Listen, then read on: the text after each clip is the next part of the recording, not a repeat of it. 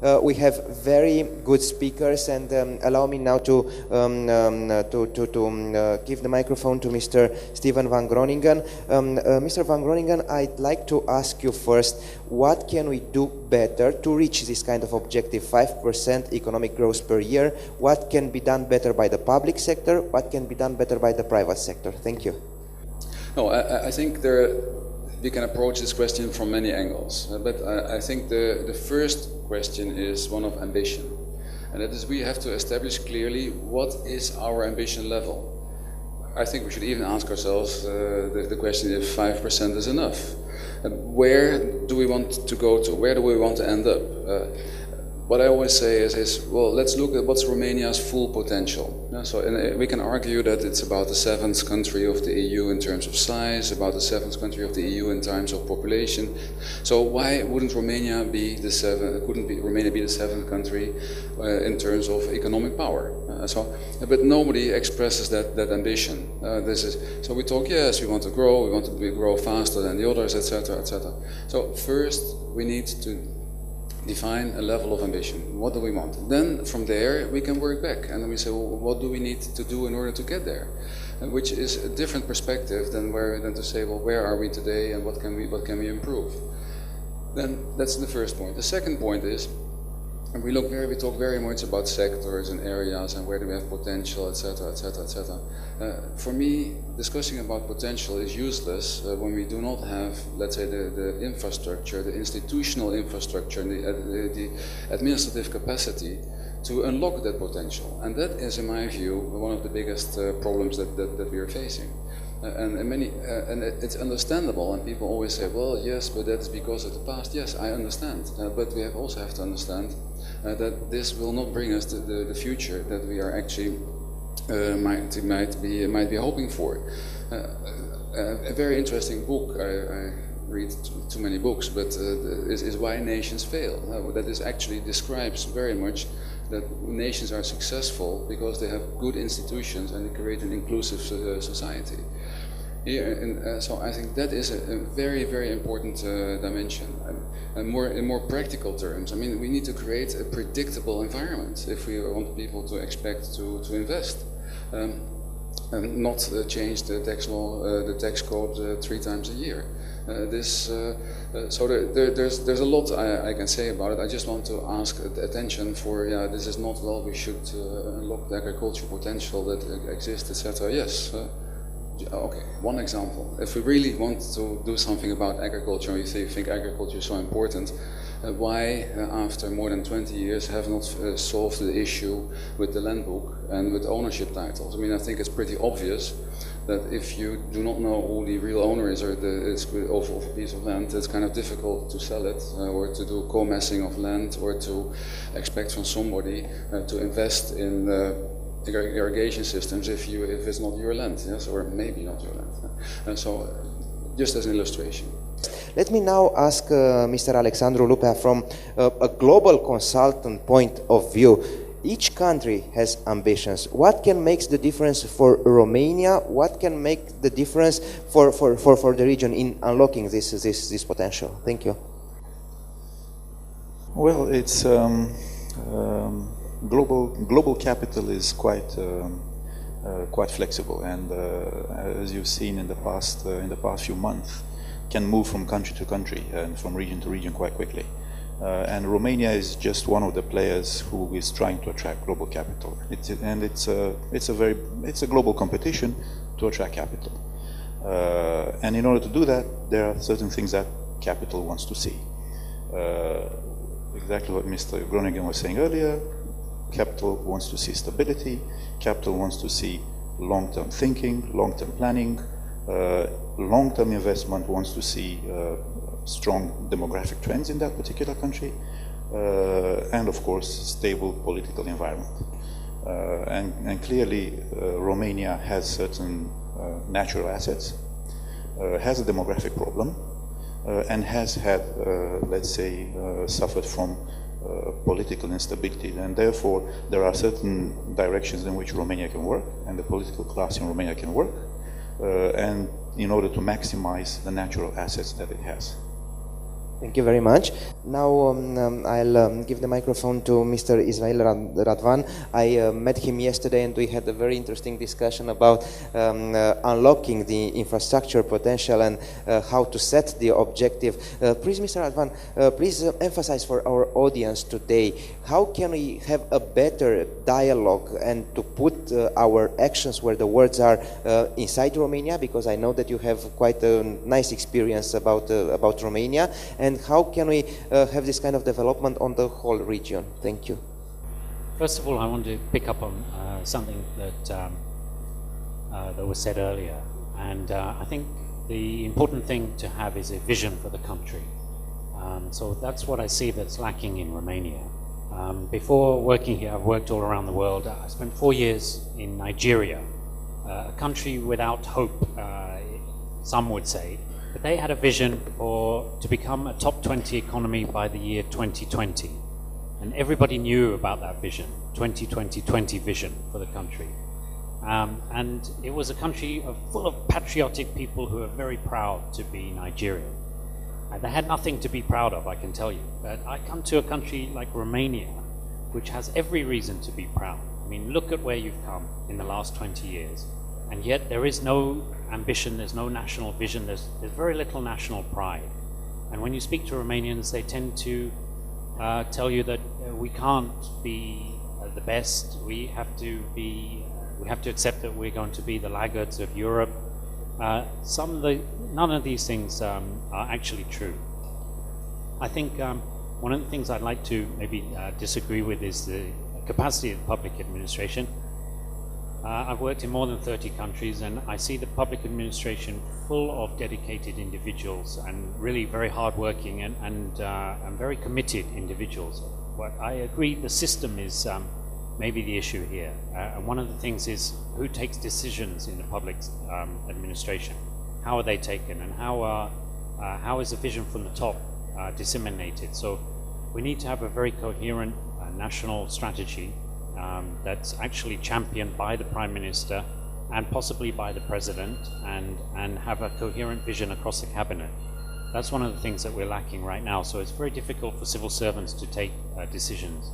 The other thing is that we have a very predatory Court of Accounts, Court of Audit, that can second guess a lot of the civil service decisions, and so civil servants are very frightened of signing anything, of taking decisions. So I think that's one of the things that we really need to address. We needed it in the past. We needed to stamp out corruption and some of the irregular transactions that took place. So we certainly need it going forward. But perhaps we can think about recalibrating that interaction. I think the last thing that we need here is being able to build big infrastructure. That's really what's going to unlock the future for Romania. We have a lot of money from the European Union, more than $40 billion in this programming cycle. We haven't been able to spend all of it. I think the number's around 60% of the last programming cycle. That's free money on the table. And I've worked in lots and lots of countries where they have lots and lots of ideas and no money. And this is the first country that I come to where you have lots and lots of money and you don't have enough ideas to be able to spend it. So those are some of the big picture issues, but I know I haven't been particularly concise, but we can come back to that later. Thanks, Radu. Thank you very much. Mr. Rutkowski has quite a nice experience on different countries, and we agreed before the panel to talk more about the important role of the small and medium-sized enterprises, because the multinational companies, they know how to take care of themselves and they know how to do things better. Mr. Rutkowski, I'd like to ask you, what are the particularities of Romania small and medium-sized enterprises sector, and what are the main differences between other economies like Poland, like other economies? Thank you. To discuss from the very, very big picture, as Mr. Cho yesterday said, why I see, I try to quote you, why I see so many different agreements in between countries where they don't have the execution. It comes as well to the country level. And then, as my colleague mentioned, Ismail, big organizations, and as you mentioned, big organizations will find the way of their existence in one country on another. They will find the ways of bringing the profit to the shareholders, stakeholders. When we go for the statistics, half of the GDP generated by the country is generated by the big organizations, and big organizations are around 0.3% of the companies inside the country, with employee level on around 30%. And when we go by country, there are similar figures. So there is not that much fluctuations on the big organizations and small medium enterprises. So we can assume and we can visualize that 99.78%, those are small medium enterprises, which are hiring around 70% of the population, and they generate half of the country GDP. So coming from this big picture, we need to see how we, as the environment, bringing this ecosystem, eco-financial system, and the legal system to those small medium enterprises, so they can freely work on added value. And I fully agree with my colleagues. Romania has lots of to offer, and I disagree with some of the statements that has been made yesterday. For example, we don't have that much patents, and we are very last. Although we've been through centuries, very entrepreneurship, very good in terms of know-how, providing new inventions like Mr. Coanda engine, like lighting system in the first city. I don't agree with this. We are representing as well. We came from Poland here. We work very closely with small medium enterprises, and what are the problems here in Romania? So thanks to what we do, we already seen numbers of great ideas.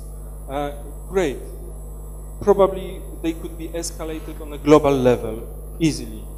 The problem is how they breakthrough the investors, and how they make breakthrough with some subventions and help from the country. So as EU money are available, and there is issue with distribution, and this is exactly the first step for those small medium enterprises. Get the money for proof their claims, and then go to the investors, because of course investors would like to limit the risks, and go to the investors and go for it. Yeah, we don't have this mindset yet among this ecosystem which is created here. I mean, the financial ecosystem is having lots of gaps to be fulfilled. Yeah, we can see number of venture capitals which are focusing, and they are here. So as you mentioned, money is here. I mean, it's not the issue with the money. The issue is how we can unlock this potential and make it happen, that from the very early stage we have idea how to help those entrepreneurships, because these are the biggest risk makers. Yeah, I mean, this is easier subject to go and be an employee than to take the risk and create the jobs and take the responsibility for my small group, for my small life. And this is where we should be starting, considering the big global picture. Don't forget this the small picture. Probably I will put some additional comments after. Before going to Mr. Runov, let me ask you to think about already think about some questions, because I ask for your help in moderating this panel, and I'd like to know your interest towards the issues that are touched, that are emphasized by my guests. Mr. Runov, thank you again for joining us, and I'd like to ask you, in your opinion, what are the possible risks for connecting promoting trade and investment in this region, in terms of infrastructure, in terms of economic openness? Thank you. As business, we are optimists here, and we see after even perfect storm some clear skies ahead. So I'll speak about few things that happened during the last year, which makes us think in a positive way about perspectives of Eurasian transport linkages, as using the acronym used in Europe. First, a positive development was, of course, discussed at the last panel. It's Belt Road Initiative. Without adding much to this discussion, I'd like to focus your attention on one simple thing, that it's economic belt. It's not about transport corridor per se, in the way we used to talk about it. It's really a development corridor, and it's about investment in the economy of a very unstable region. So I think this is critically important that this huge initiative, and I'll come back to that a little later on, becomes successful as a result of activities not only China and the immediate neighbors, but international community as a whole. And here, contrary to the Chinese very comprehensive visionary approach to this idea, I don't see from Europe or United States the same coherent approach. So if you look at the US, it's recently announced new Silk Road strategies focused mostly on the Afghanistan and military strategic issues. In Europe, it's mostly connected with the energy supplies. But there's no overall vision of how this project should contribute to the regional development in Eurasia in general. So this is something for all of us to think about. The second positive development, and they already again mentioned the Shanghai Cooperation Organization, was signing of the long-awaited international agreement on facilitation of road transport in the region. It may sound a little technical to you, but this long-awaited agreement, which came after 12 years of intense negotiations, it's really a milestone stone event. It's opening for the first time the territory of China and neighboring countries, members of SCO and future Iran, India, to foreign transport operators. It's important from the point of view of WTO, of Article 5, freedom of transit was not respected until recently by many countries. Most importantly, it will open the biggest road in the history of mankind, connecting the port city of Leningrad on Pacific coast to the Baltic Sea of St. Petersburg in Russia. And if you look at the statistics of trade, according to Financial Times, by the way, they put 2 articles in the last couple of days on the Silk Road. The volume of trade between China and Central Asia increased 30 times in the last 15 years. So we should be prepared for even more great increase in the coming years after all those positive things which I mentioned will happen, and we should be prepared to that. It will bring not only opportunities but challenges. The third point which happened, and I'd like also to mention that, is accession of Pakistan and upcoming accession of China to the UN Global Customs Transit Convention. It also may sound technical, but this is a convention which is basically provide visas for the goods, and it radically reduces the border waiting time at the borders. So we can foresee that combining those 2 factors, it will lead to a multiple increase of movement of goods in the region. Finally, and this is the last point, last December, the United Nations General Assembly adopted first ever resolution on transport and transit corridors. This UN resolution establishes a framework and guidelines for development of transport corridors, and thus directly related to the topic of our discussion.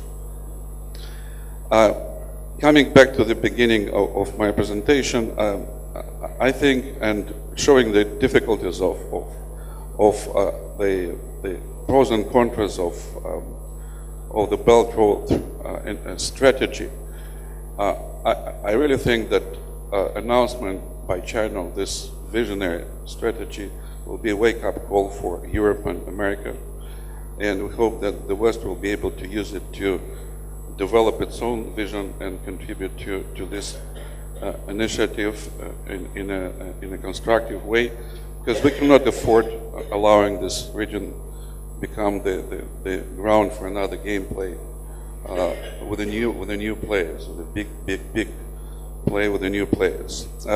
And there is one possibility for that, to avoid that. 2 weeks ago in the UN, during the High Week, we announced creation, together with the UN Global Compact, UN Habitat, and many other UN organizations, the Global Partnership for Sustainable Transport.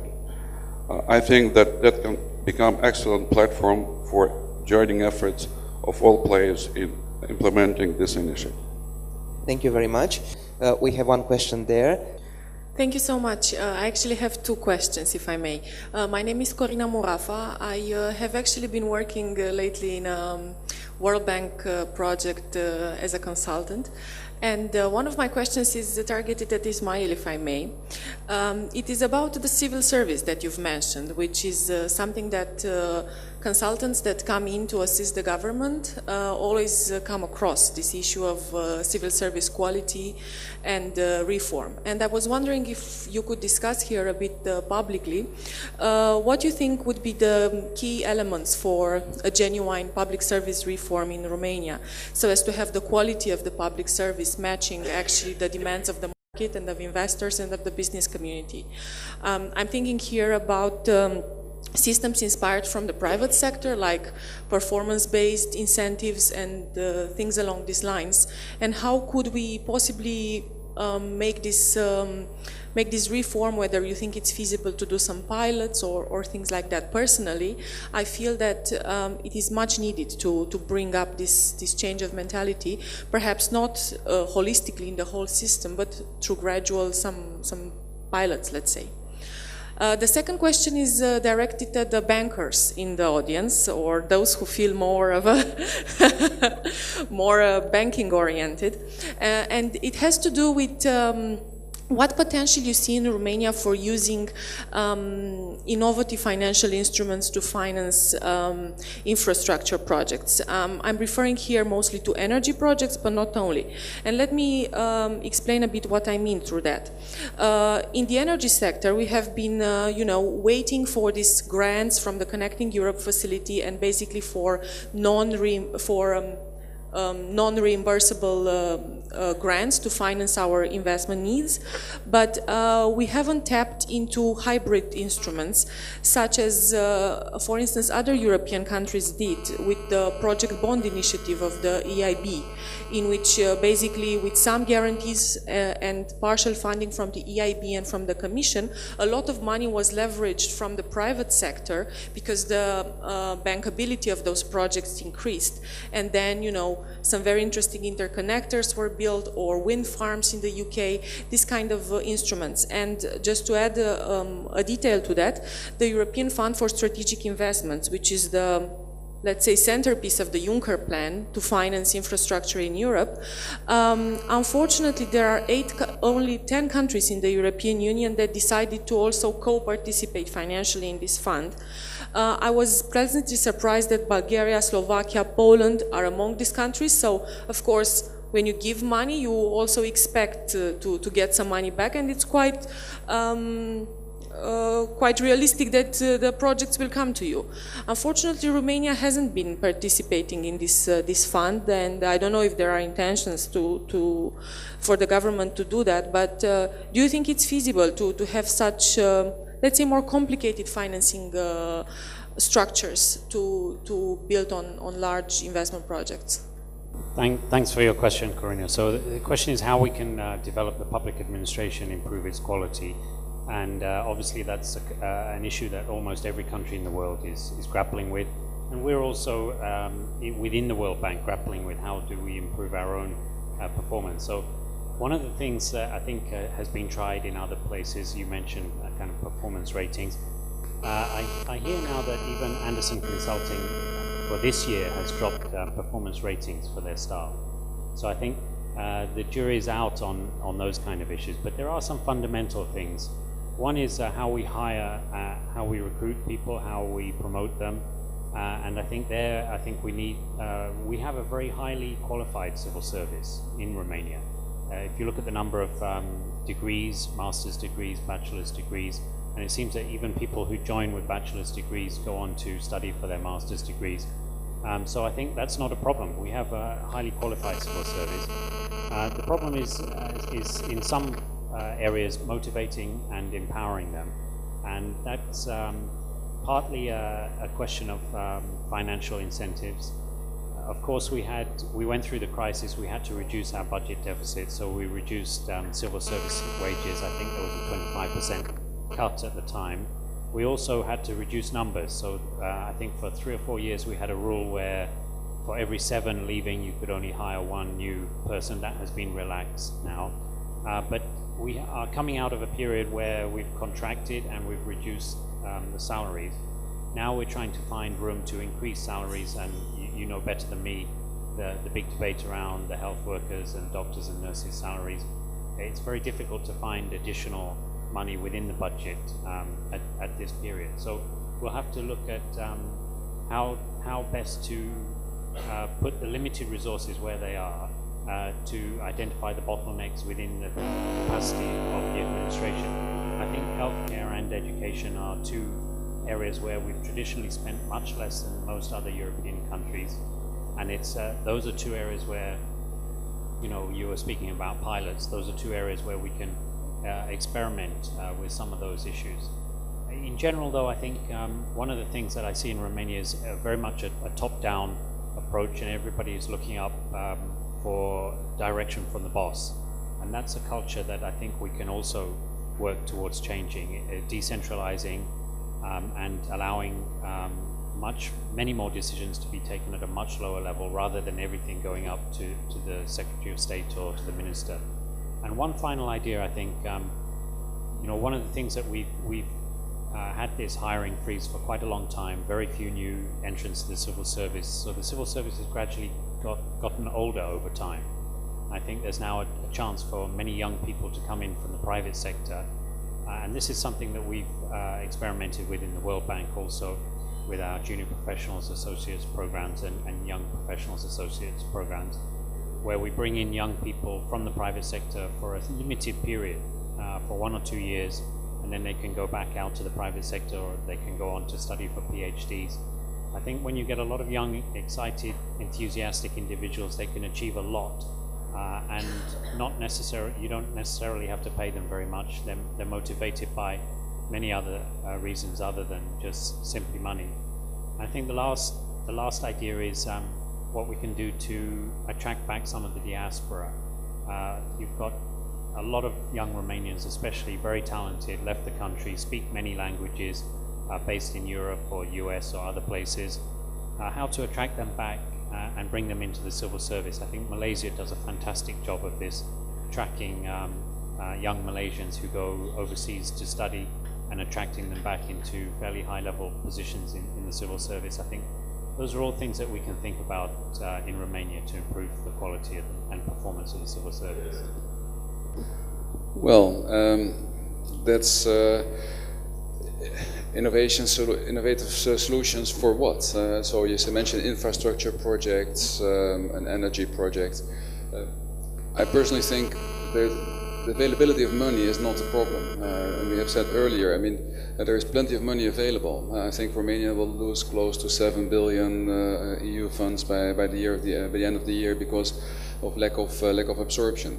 So then when we talk about projects in energy and in infrastructure, by definition we talk about long-term projects. So these need to be financed by long-term money. In Romania, we do not have a lot of long-term money because nobody wants to put their money at risk for a long period of time. That's also one of the reasons why we did a bond issue recently for the city of Bucharest, and in order to have successfully place the longer term trenches, we needed indeed the help of international financial institutions. So it's a bit of a chicken and egg. We also need to build up pension funds and the sort of institutions that would be willing to invest in long-term projects. Then, of course, we need to have projects that are bankable, and again, brings me also back to predictability of an environment, maybe aspects like the governance structure of those that control energy resources. It's not so simple. We have not a very structure that you can use to finance infrastructure are PPPs. I mean, we have the track record that we have with trying to finance PPPs is infrastructure through PPPs. I think is very disappointing. I mean, there are legislative changes necessary, and so to answer your question more specifically, I believe indeed that here is clearly a role for the international financial institutions to help with expertise and also helping to provide the longer term part of the financing in order to make this happen. You're lucky here in Romania to have both money and infrastructure at the roads. If you look eastwards over the Caspian Sea, and I traveled myself a few times, you can drive 300 kilometers without any single gas stations. Not talking about parking lots. So unfortunately, when the World Bank allocates money for road construction, the auxiliary infrastructure is often overlooked, and this is impossible to use the road without such sort of infrastructure. So what we created is the concept of the model highway, and it's now currently being negotiated, discussed with the Turkmen government, for example. They're now building the road from Turkmenbashi, the port on the Caspian, to Ashgabat, 700 kilometers, by German company, funded from the budget.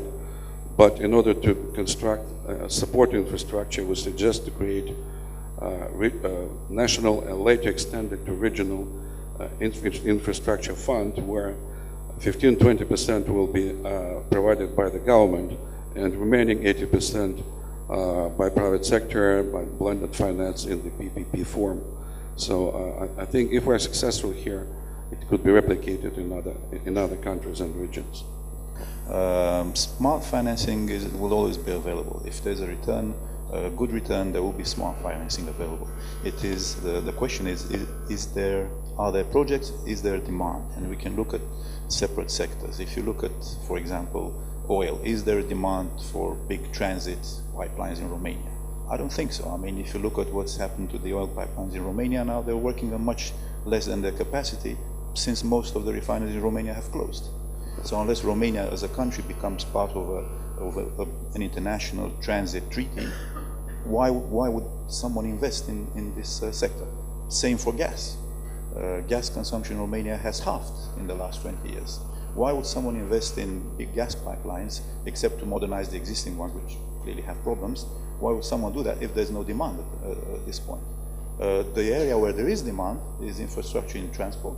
For sure, there is a lot of demand there, but we should ask the question: why hasn't any private investment gone into that in the past 20 years? Because the legislation is not good enough for that.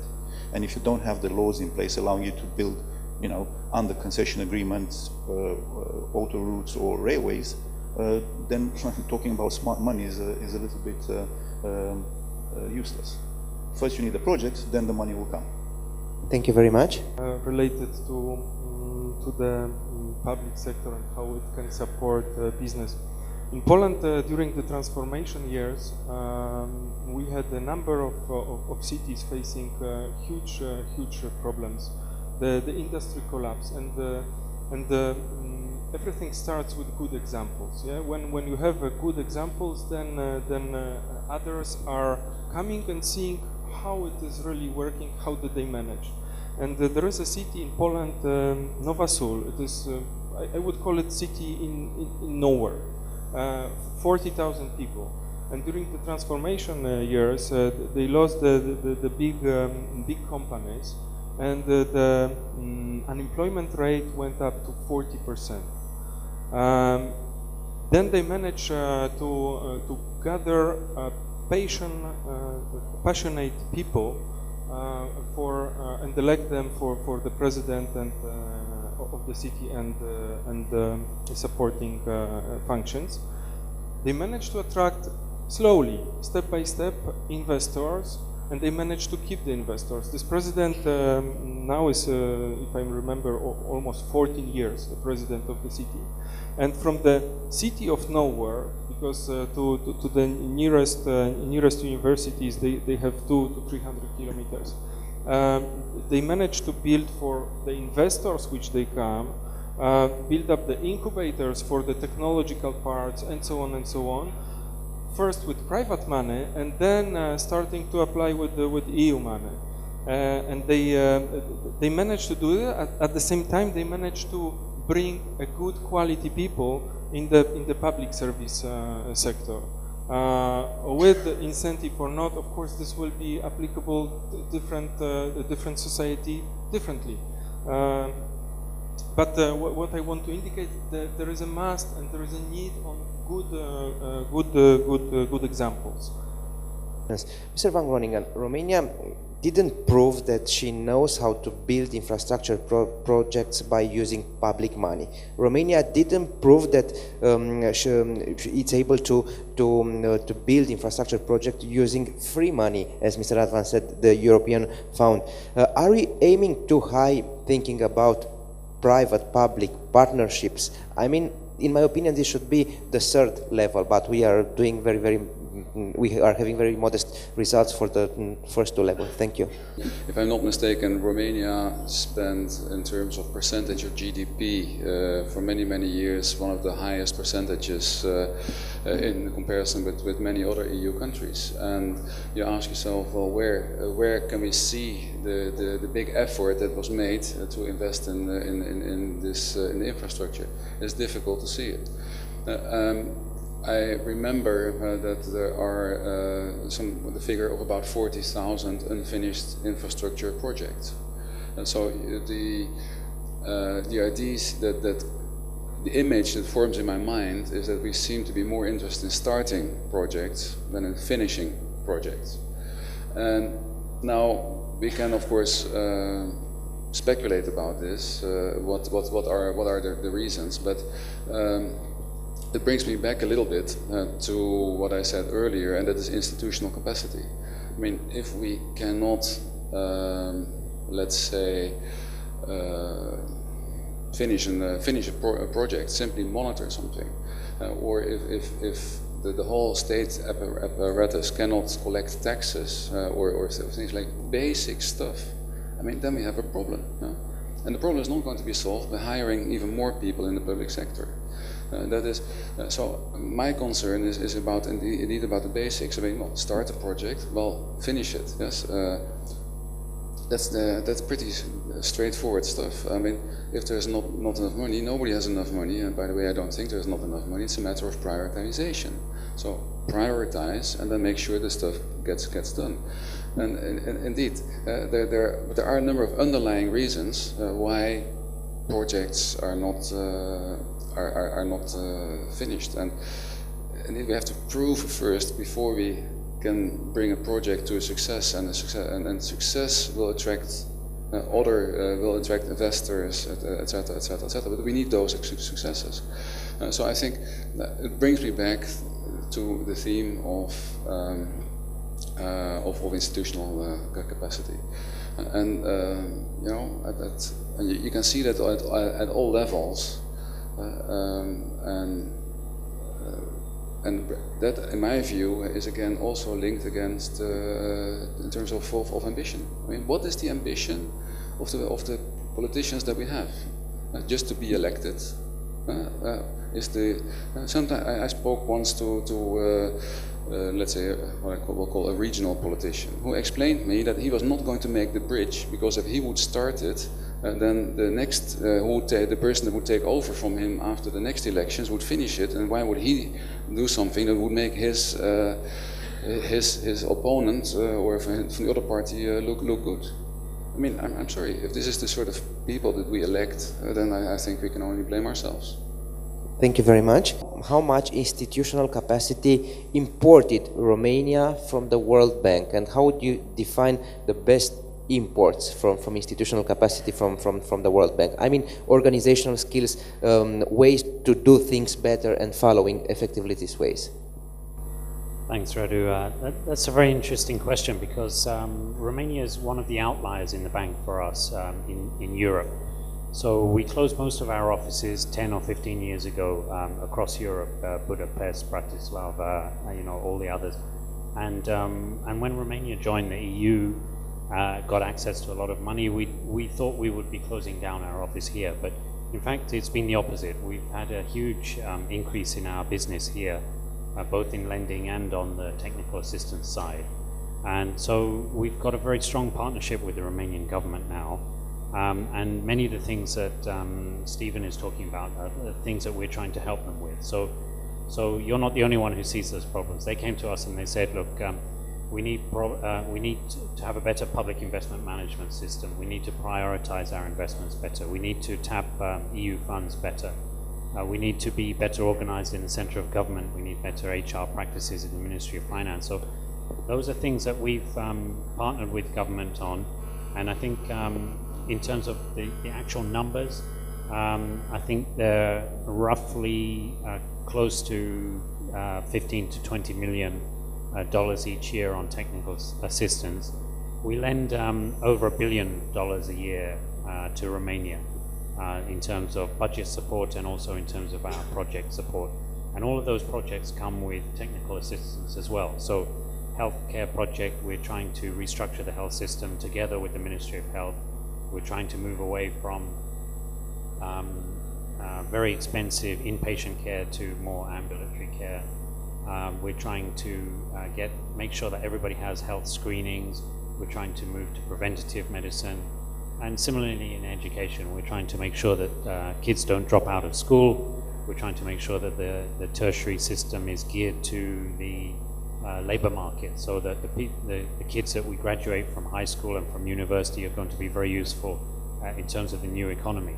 So all of those things come with technical assistance, and in fact, Romania is the #1 country for the World Bank in terms of our reimbursable advisory services. So they're very serious about tapping this assistance, and we're very serious also about not just providing the strategy and walking away, but trying to build the capacity in-house so that we'll do it once together with the Romanians, and then they'll be able to do it on their own. Now, that's a tricky thing that we're still working on, and it's going to take some time, but we have partnered for a number of years, and we're very close to signing a new memorandum of understanding, which will take us out another 10 years from here. So we look forward to that partnership growing.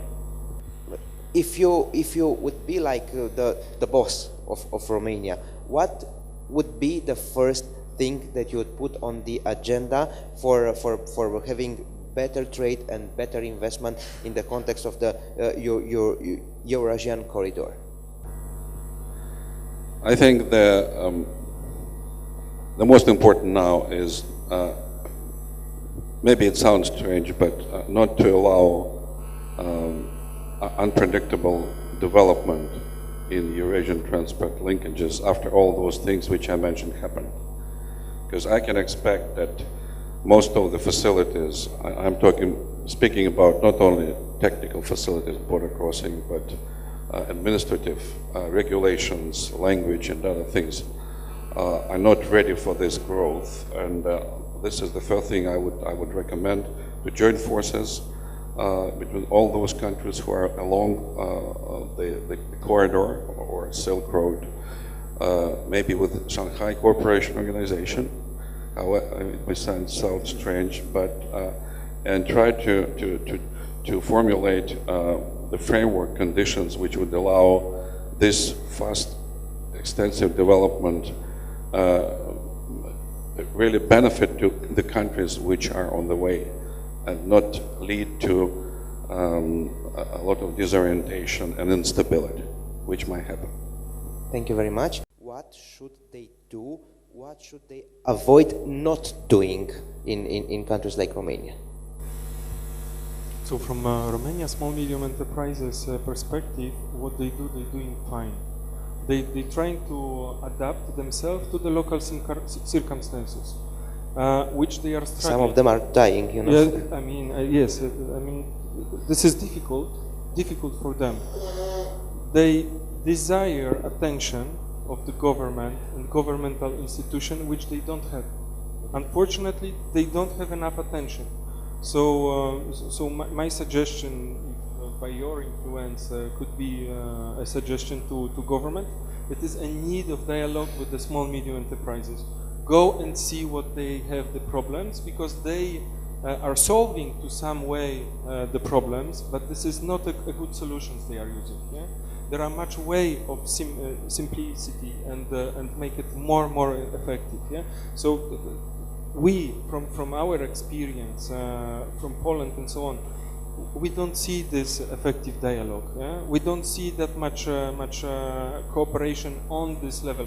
I know that nowadays, when you go to government being a business, there will be hundreds of stories tomorrow in the press, but we need to overcome it. Yeah? We need to overcome it and help those to develop, because once we help a little to those small medium enterprises, they will bring back much more work to our society, much more added value, wealth, spending, and so on, economy.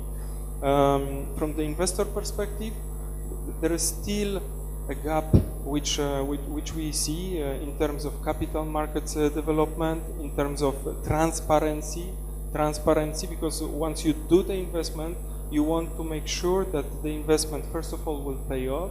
Second, that it is secured. To secure it, there must be a transparent cooperation and trust, which is limited. But there are good examples, and we already experience good examples in Romania, many of them. Now it is only to leverage and make it as a system approach towards the whole country. Thank you very much. Which of the main areas of the public investment should be number one? I know that the usual answer is like a mix between the infrastructure, public health, or education. But number one now, what should be? Having in mind when you answer the Romanian capacity to improve specific reforms in these sectors. Yeah, I mean, I would have to say number one is infrastructure for me, especially the road network. I think we're focusing today on the kind of Eurasian side, but I think the linkages to Western Europe, to be able to get to Hungary, West Germany, to be able to link with the rest of the European Union. That's the whole point of being in the European Union. I think we can do a much better job. I think we can build it, right? I recently traveled to Constanța on a fantastic highway. It took less than 2 hours. And I know that trip used to take a lot longer. So you can do it. You've got the resources. You've got the EU resources there as well. So it's just a question of taking the decisions and unlocking the key routes, Pitești, Sibiu, Comanic, Brașov, and getting through the mountains. All of my friends tell me they travel all around Europe, and sometimes they travel back from places like Brussels or Vienna by car. It takes them about 10 hours to get to the border, and then it takes them 12 hours from the border to get to Bucharest. So for me, that is the absolute number one priority. Thank you very much for your honest answer, Mr. Lupea. As concluding remarks for this panel? Well, speaking about the development of the country and long-term planning, which was one of the subjects we touched upon at the beginning, I think I have seen very little debate in Romania about where the country needs to go. Because right now our development model has been a low-cost, low labor cost country developing, let's say, extensively. But this is going to end because demographically Romania will have a big problem in 10-15 years. And if we don't put something else in place to move Romania up to the next level, which is high value-added manufacturing, intellectual property generation, integration within the European Union market with, let's say, very well-educated people, this low-cost labor advantage will disappear and we'll be stuck somewhere in no man's land because we won't be able to make the step up to a developed country, and basically we'll be bouncing, you know, in crisis forever, because nobody else is going to do it for us. And it's up to us as a country, and it's up to our political class to think about how do we get to the next level of reaching, let's say, becoming a medium developed country rather than forever being a low-cost country. Thank you very much. Mr. van Groningen, your concluding remarks, please. I think we are at the point where we usually get to in discussions like this. I mean, nobody questioned the potential that Romania has. That is, so if we talk about from the point of view of logistically, the potential that Romania has to connect to the Silk Road, it's fantastic potential. When you talk about the potential, the fact of the positioning of Romania and Southeast Europe, it's fantastic potential. When you talk about the size of the country, when you talk about the agriculture potential, the natural resources, I mean, it's all there. So the only problem is that in conference after conference after conference, year after year after year, the themes remain unchanged. And so I repeat what I said earlier. We cannot keep going, just keep talking about potential and making small steps, and certainly not in an international context if we do not define our vision, our ambition level, and really work towards and work backwards from there. If we want to be here somewhere in the future, then we have to work back. I mean, forgive me, I'm too many years of my life I did sports, but there's a fundamental difference if your ambition level is to become an Olympic champion, or that you say, well, I want to be to beat my 3 classmates in the school contest. Yes, so if you start at, I want to be a little bit fitter. Yeah, that's a different approach than you say, well, in 10 years I want to be there, and therefore I have to work back, and therefore today I have to do this. And that is sometimes I feel I don't see that ambition. Romania, as we said before, I see Romania as an extremely talented child. It's an extremely talented child, but it's not my child. It is somebody else's child. And now, what can we do to make sure that this child develops and it gets all the opportunities and the chances for it to develop? And that is as I see the problem. One of the things that I think should contribute to this, and that will be my I'll close, is we cannot just look at the government and say the government should be doing this. I get sick and tired of watching television, so therefore I don't watch television, but every now and then I make the mistake to watch television. It doesn't take longer than 5 minutes when I have a switch on that somebody will say that the government should be doing this, or the government should be doing that, or the government should be doing such, or the government should be doing so. I'm sorry, and you, what did you do? Yeah? Well, nothing. Yes. Then there's, and this brings us back to the point of dialogue. I mean, we need to be much better organized as a society. I have my challenges, let's say, in terms of contributing important sectors of like the banking sector. We don't even have a functioning employer structure in Romania. The employers don't even talk to the trade unions. Have a dialogue that goes straight to the government. I mean, we cannot expect change, fundamental change that put pressure on governments, on administrative structures to improve if we cannot organize ourselves. And that's the first thing. I mean, one of the brilliant examples is always in the UK. In the UK, I mean, you have all sorts of organizations that deal with all sorts of things. I mean, if you have an organization, I think that is interested in bird watching, that has 1 million paying members, then you understand that they have some resource. They don't look at the government to solve their problem. They get organized and they do it themselves. We should get organized and be willing to deal with all the problems that we have been discussing. And the last one that we should actually look at for help, for direction, is the government. And that is, they should just help to create the infrastructure, the structures that we need. I think you have sufficient proof that We have some problems to address here, and if the business community, where they pay the taxes, is vocal enough and makes it very, very clear that we need this in order to reach these growth levels, to create this many jobs, to create this sort of economic growth, I think we will get there. Thank you very much. The question after this panel, if Romania is ready to face the perfect storm in a perfect bikini, or perfect, well-suited, at least with some infrastructure, which proved to be the critical point and the most important point of the development in Romania right now. I'm very sad to see that the Minister of Infrastructure is not here. He was not able to confirm finally, but we have our views from our speakers, and thank you very much for joining us at this panel. Thank you.